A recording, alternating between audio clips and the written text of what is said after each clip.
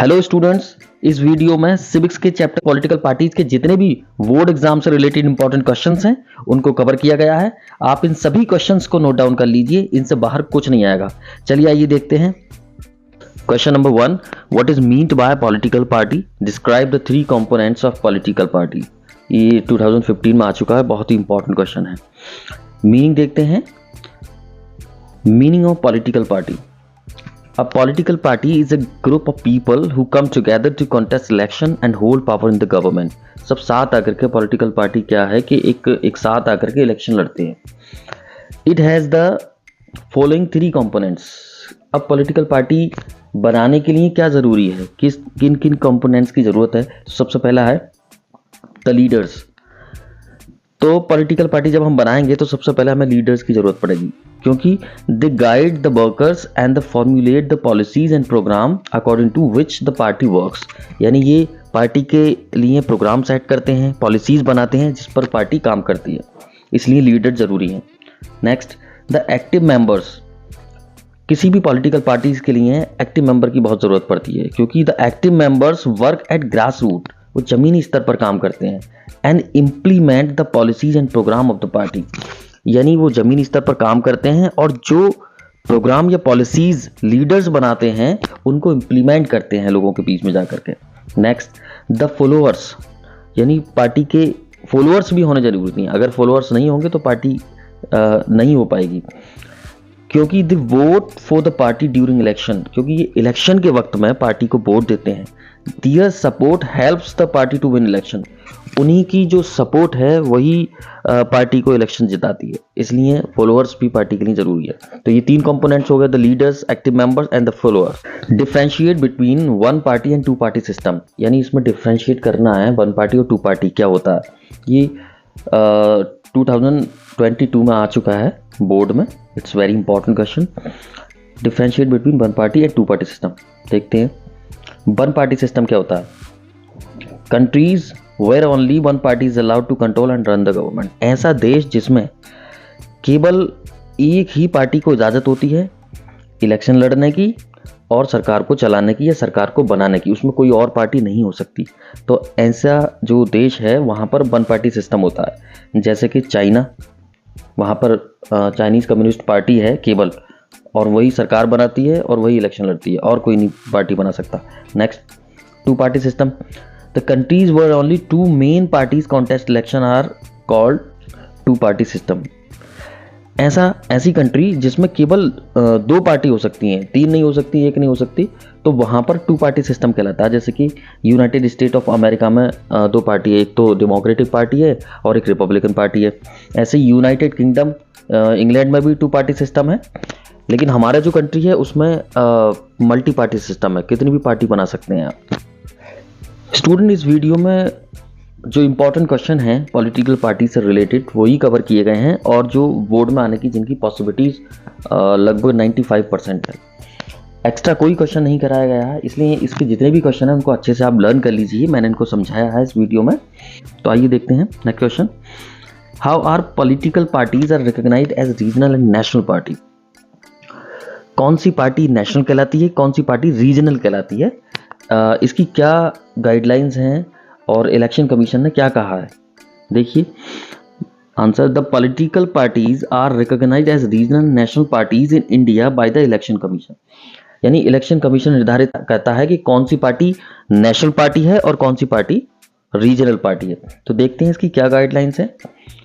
और जो election commission है वो कॉन्स्टिट्यूशन में दे रखा है इसके बारे में ब्यौरा, आर्टिकल 3 to 4 में, 3 to 4 से लेकर के 3 to 9 में इलेक्शन कमीशन के बारे में दे रखा है कि किस तरह से इलेक्शन की प्रोसेस होगी।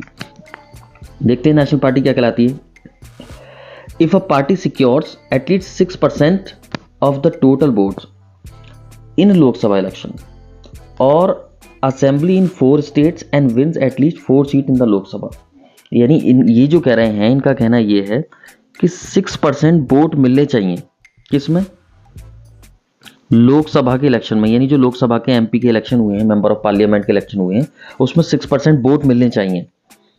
और अगर ये ना हो तो इसकी जगह 4 स्टेट्स में, यानी कि 4 स्टेट्स में जो असेंबली इलेक्शन होते हैं, मतलब एमएलए वाले जो इलेक्शन होते हैं, उसमें 6% वोट मिल जाए। यानी इन दोनों कंडीशन में से एक कंडीशन पूरी हो जाए, या तो 6% vote in the Lok Sabha election, या 4 स्टेट में 6% वोट मिल जाए। एक कंडीशन तो ही।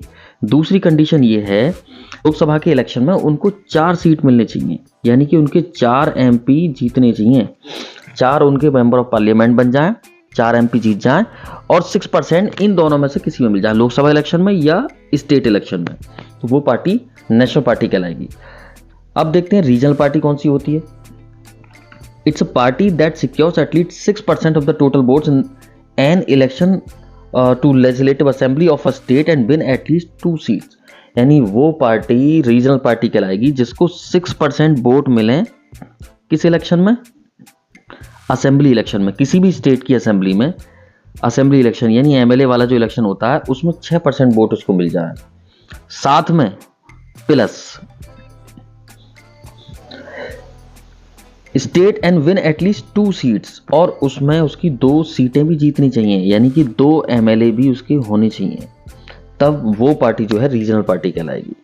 ये गाइडलाइंस हैं इलेक्शन कमीशन की, ये नियम है। Next question number 4, describe any 5 major functions of political parties performed in a democracy. यानी जो पार्टी आपने बनाई है पॉलिटिकल पार्टी, उसके फंक्शंस क्या क्या हैं, आइए देखते हैं पार्टी का काम क्या क्या होता है। पहला है टू कंटेस्ट इलेक्शन, इलेक्शन लड़ना। जाहिर है जब आपने पार्टी बना ली तो इलेक्शन भी आप लड़ेंगे, तो पहला काम क्या हो गया इसका, contest election. Next, forming policies and programs for the people, यानी कि आप प्रोग्राम और पॉलिसीज बनाएंगे लोगों के लिए। यानी जब पार्टी बना ली तो आपका काम हो गया एक तो फॉर्मिंग पॉलिसीज बनाना और प्रोग्राम बनाना लोगों के लिए। Next, they play important role in decision making, यानी जो भी डिसीजन मेकिंग होती है उसमें पार्टी का बहुत ज़्यादा महत्वपूर्ण रोल होता है, इंपॉर्टेंट रोल होता है।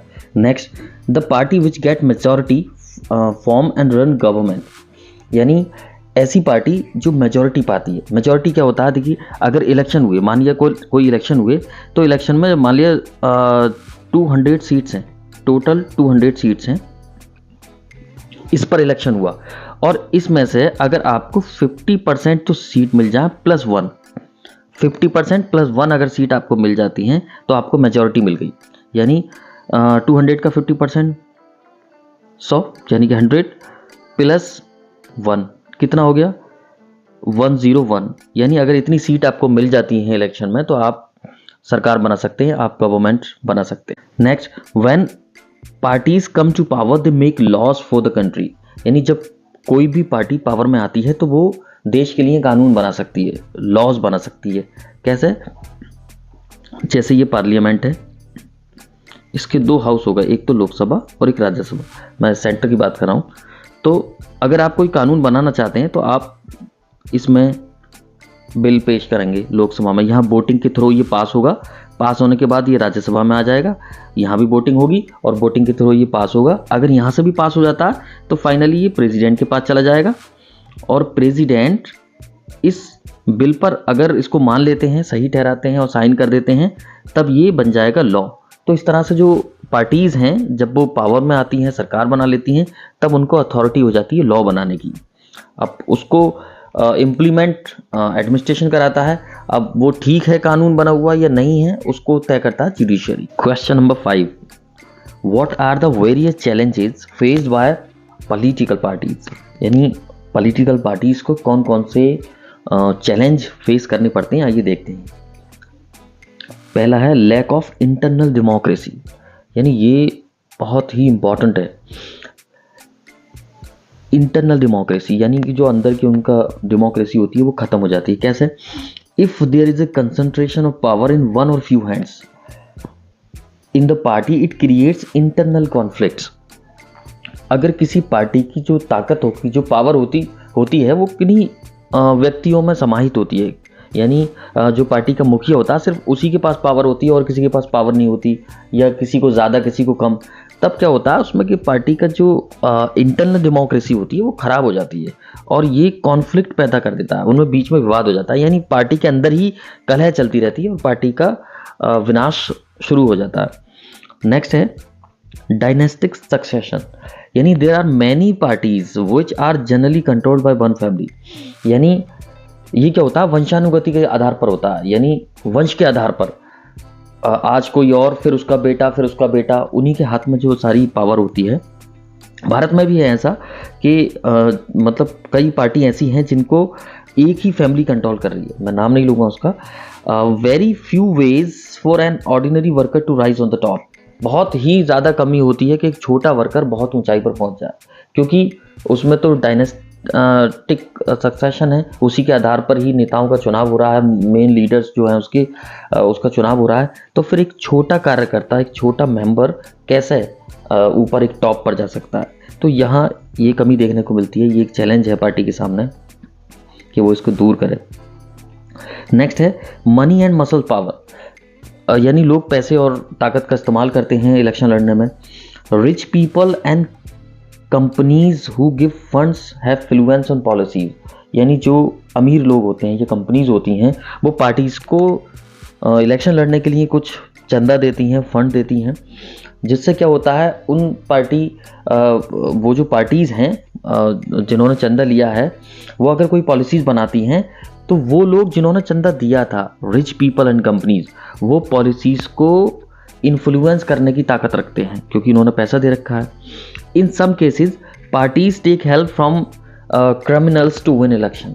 कई बार ऐसा भी देखा गया है कि पार्टी जो क्रिमिनल्स लोग हैं उनका सहारा लेते हैं इलेक्शन जीतने में, लोगों को थ्रेटन करने में, धमकाने में। Next, the lack of meaningful choice to the voters, यानी वोटर्स के पास एक चॉइस जरूर होनी चाहिए, एक ऐसे सार्थक नेता की एक मतलब एक सार्थक चॉइस होनी चाहिए लोगों के पास वोट देने के लिए। ऐसा नहीं हो कि 4 लोग खड़े हैं, चारों के चारों क्रिमिनल्स हैं, तो वो किसको वोट दे। Not giving meaningful choice to the voters is the fourth challenges, ये बड़ा चैलेंज है। अगर मतलब कुछ ऐसे लोग खड़े हैं जो नहीं हैं इस लायक कि उनको वोट दिया जाए, तो किसको हम वोट दें। तो ये एक पार्टी के सामने चैलेंज होता है कि वो एक अच्छे लीडर को खड़ा करे। 10 people have no real option available to them, यानी उनके पास कोई भी एक ऑप्शन ऐसा नहीं होता कि वो उनको वोट कर सकें। Negative politics, many parties criticize opposite party which divert the attention of the voter from main issues, यानी नेगेटिव पॉलिटिक्स भी करते हैं, नकारात्मक राजनीति। यानी कई पार्टीज ऐसी हैं जो क्रिटिसाइज करती हैं अपोजिट पार्टी को, यानी जो दूसरी पार्टी है उसको हमेशा क्रिटिसाइज करती हैं।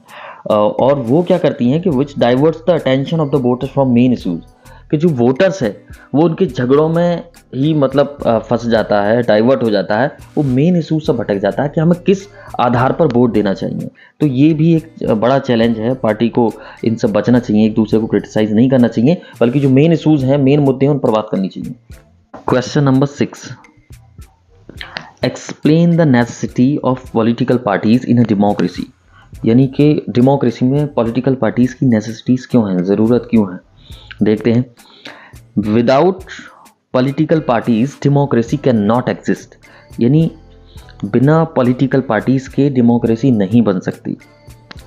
नेक्स्ट, विदाउट पॉलिटिकल पार्टीज, यानी बिना पॉलिटिकल पार्टीज के no one will be able to make a promises to the people, यानी अगर पॉलिटिकल पार्टीज नहीं होगी तो लोगों से प्रॉमिस कौन करेगा कि आपकी सड़क हम बनवाएंगे, अगर किसी भी तरह की दिक्कत है तो उसको हम दूर करेंगे। इस तरह के जो प्रोमिसेस हैं वो नहीं कर पाएंगे, इसलिए पॉलिटिकल पार्टीज ज़रूरी है।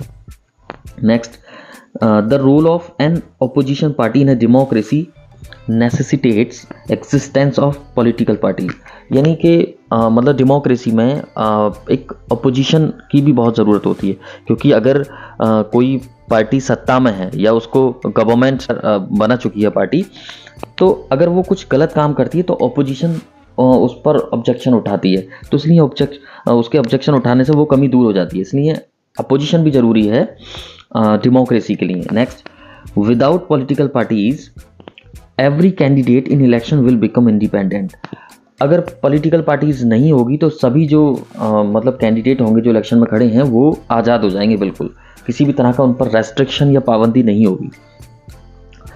If we don't have political parties, अगर हमारे पास पॉलिटिकल पार्टीज नहीं हैं तो no one will be responsible for how the country will run. अगर पॉलिटिकल पार्टीज नहीं है तो कोई जिम्मेदार नहीं है कि मतलब जो देश है वो किस तरह से चलेगा, उसमें सरकार कैसे चलेगी, उसके रूल्स रेगुलेशन, उसके नियम किस तरह से होंगे।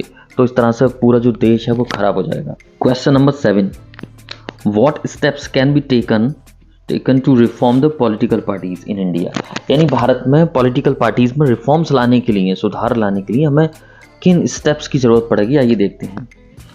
Number 1, the provision of state funding of election should be made. यानी जो कैंडिडेट इलेक्शन लड़ रहा है उसको पैसे दिए जाने चाहिए, फंड दिया जाने चाहिए इलेक्शन लड़ने के लिए। इलेक्शन में जो खर्चा होता है उस खर्चे के लिए उसको पैसे दिए जाने चाहिए। Next, there should be a quota for women in the decision making bodies of the party. यानी पार्टी के अंदर जो भी डिसीजन मेकर्स हैं, जो डिसीजन लेते हैं, तो जो बॉडी है डिसीजन मेकिंग, उसमें जो फीमेल हैं, जो वुमेन हैं, उनका भी पार्टिसिपेट होना चाहिए ताकि वो भी पार्टी के लिए डिसीजन ले सकें। Next, the vote casting should be made compulsory. यानी वोट देना एक ज़रूरी कर दिया जाए, तभी सारे लोग वोट देंगे और एक अच्छी सरकार को चुन सकेंगे। Next, it should be made mandatory to give a minimum number of tickets about 1/3 to women candidates. यानी ये मैंडेटरी कर दिया जाए कि जो जब टिकट बांटे जाते हैं इलेक्शन लड़ने के लिए कैंडिडेट्स को, तब ये मैंडेटरी हो जाए कि उसमें से टोटल टिकट्स का 1/3 जो टिकट्स हैं वो वुमेन कैंडिडेट्स को दिया जाए, महिलाओं को दिया जाए, ताकि उनका भी सरकार में हिस्सा हो सके, ताकि वो भी सरकार बनाने में अपना एक योगदान दे सके। तो इसलिए ये ज़रूरी हो जाना चाहिए कि 1/3 सीट वुमेन कैंडिडेट्स को दी जाए इलेक्शन में।